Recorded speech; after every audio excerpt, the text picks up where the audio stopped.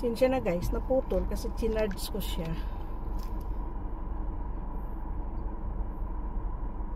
Tapos ng aking battery, hindi ko napansin. Nalibang kasi ako guys sa panonood ng ng YouTube, pakikinig sa news at nakikinig ng music, kaya yon. Nakalimutan ko mag video para may pang content. Oh my god, nakago naman naka-green, bakit hindi gumagalaw? Natutulog yata or may liliko. Oh my, kaya pala may liliko, hindi pinagbibigyan. Natutulog talaga tong sa unahan. Kanina pa nagliko yung liliko, hindi gumagalaw, lahat naman naka-green. Oh ay talaga tong driver sa unahan, natutulog.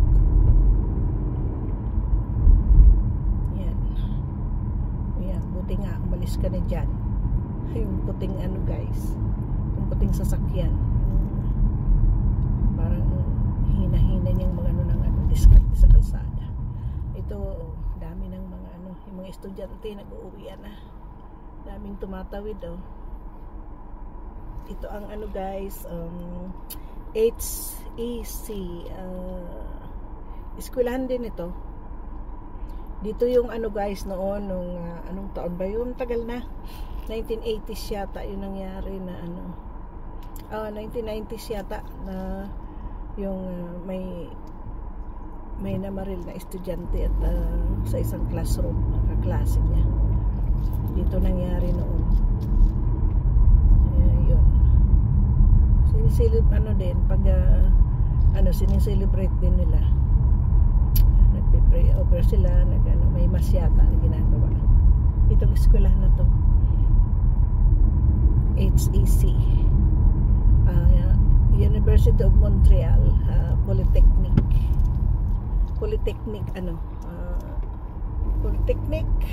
Montreal, eskwelahan na to, HEC.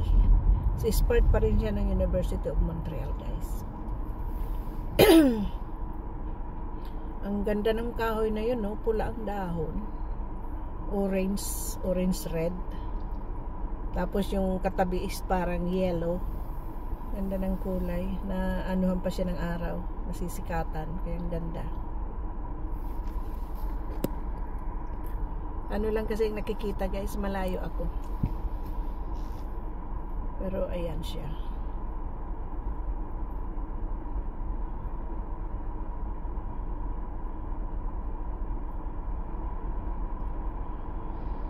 Mainit pa ang araw, pero 7 o'clock ngayon guys, madilim na, mahaba na ang gabi namin.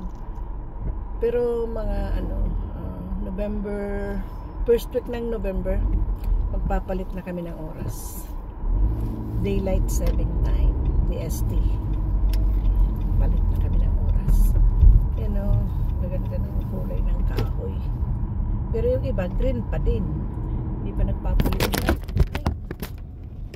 Ayan guys, pasensya na, nahulog yung aking camera, natanggal sa kanyang dikit.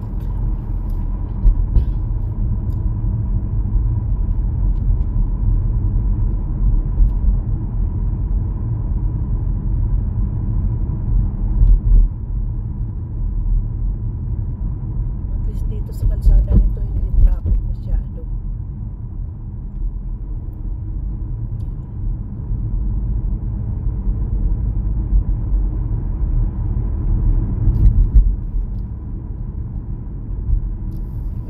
Buhay ko dito guys, always driving. Sabi kong errands, drive dito, drive doon.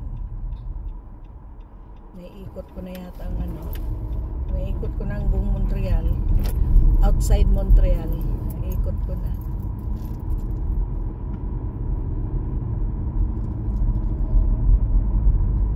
Ito, papasok ako sa bundok guys.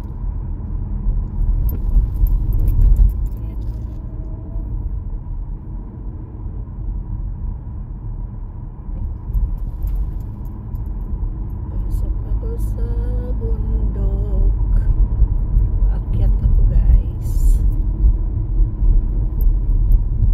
kasi yung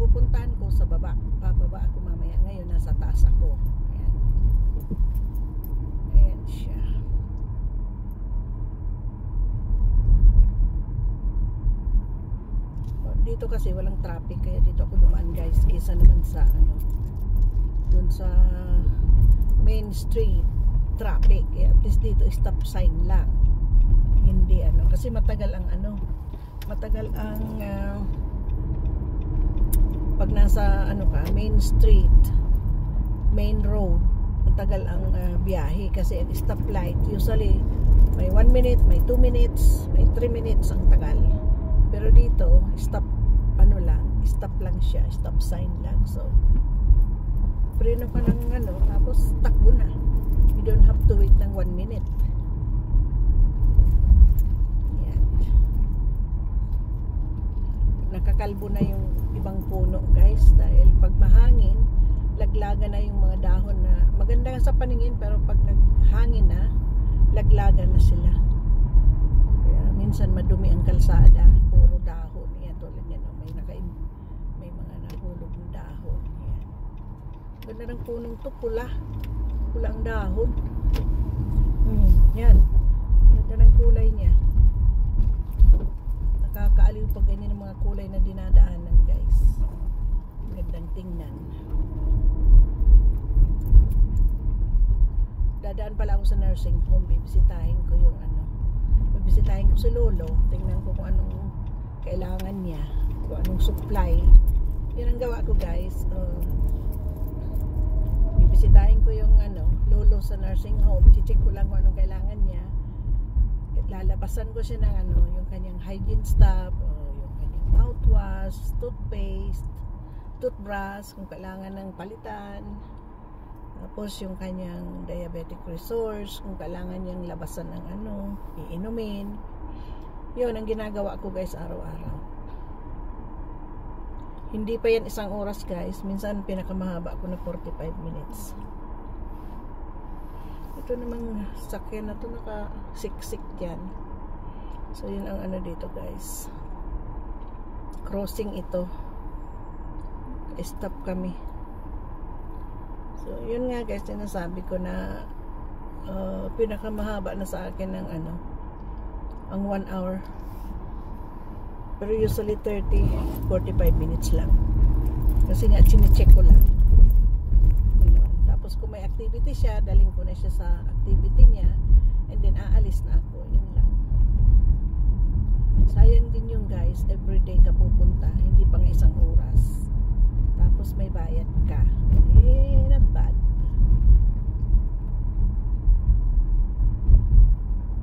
May pangbili ka ng ano, may pamalingki.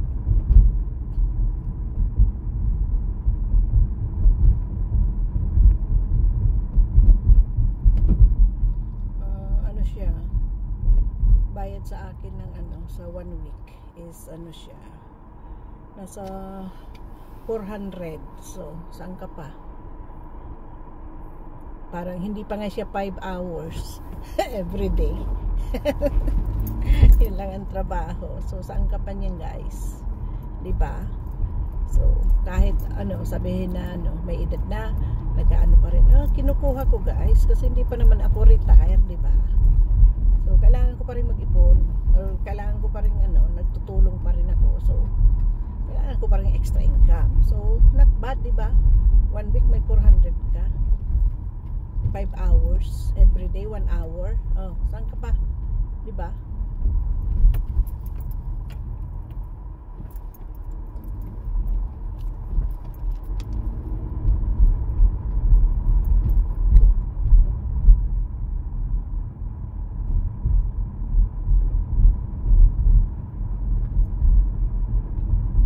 So, may $80 ako every day.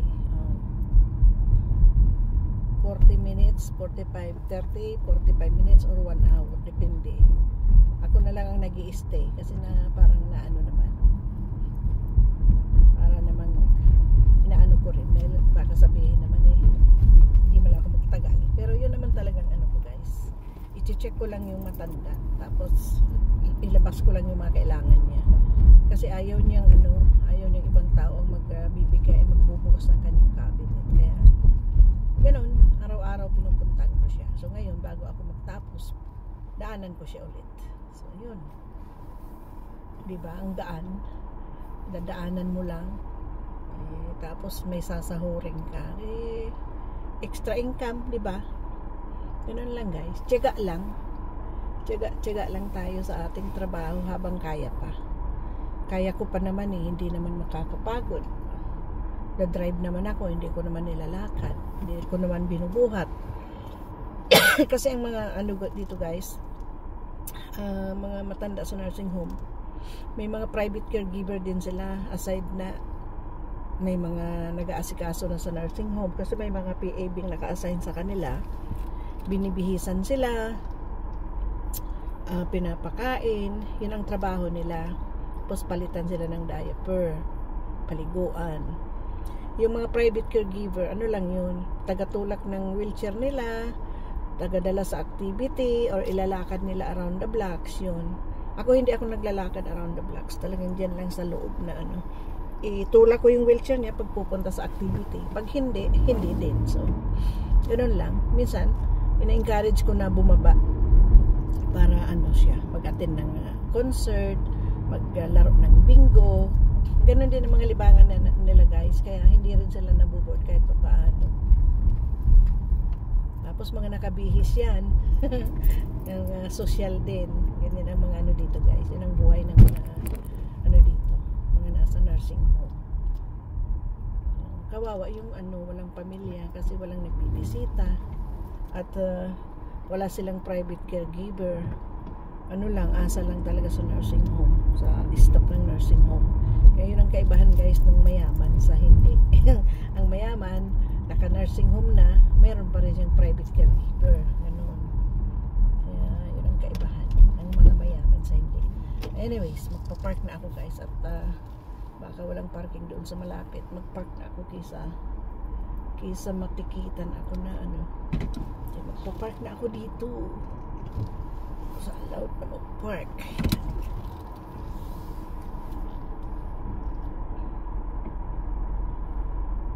Ay, ito na. Magbayad na lang ako ng parking. Ay, hindi yata dito pwede. Doon ako sa unahan mag-park. Tingnan ko. Ayan guys, hirap kaming hanap ng parking. So, hanggang dito na lang guys. Si Lola, ayan. So, baba na muna ako guys. Thanks for watching. Please do subscribe my channel. Ciao!